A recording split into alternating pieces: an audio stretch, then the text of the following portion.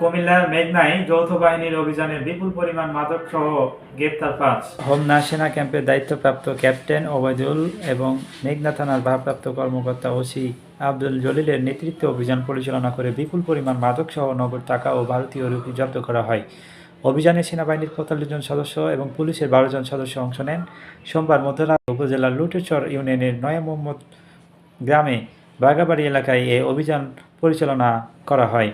থানা পুলিশের দাবি, গোপন সংবাদের ভিত্তিতে চালানো এই অভিযানে একটি বসতঘর থেকে ৬৪ কেজি গাঁজা এবং ২৬৪ পিস ইয়াবাসহ নগদ ১৫,৪৯০ টাকা ও ভারতীয় ১০০ রুপিসহ ৭টি মোবাইল ফোন জব্দ করা হয়। আটককৃতরা হলেন ওই এলাকার আলেক মিয়ার ৩ ছেলে আলম, মোহাম্মদ আলী, ইমাম হোসেন।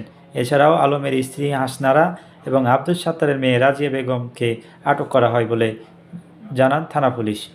মেঘনা থানার ভারপ্রাপ্ত কর্মকর্তা ওসি আব্দুল জলিল গণমাধ্যমকে জানান, গ্রেপ্তারকৃতদের বিরুদ্ধে মামলা চলমান রয়েছে। উদ্ধারকৃত মাদক ও আলামত থানায় হেফাজতে রাখা হয়েছে। আমরা গোপন সূত্রে জানতে পারি মোহাম্মদপুর এলাকায় একটা মাদকের চালান আসছে। তো আমরা হোমগার্ড ক্যাম্পের সেনাবাহিনী সহ আমরা মেঘনা থানা পুলিশ যৌথ অভিযান করি ৬৪ কেজি গাঁজা এবং ২৫৮ পিস ইয়াবা উদ্ধার করি।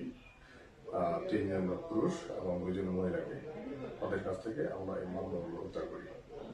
তো আমাদের মাদকের বিরুদ্ধে আমাদের অভিযানটা অব্যাহত থাকবে।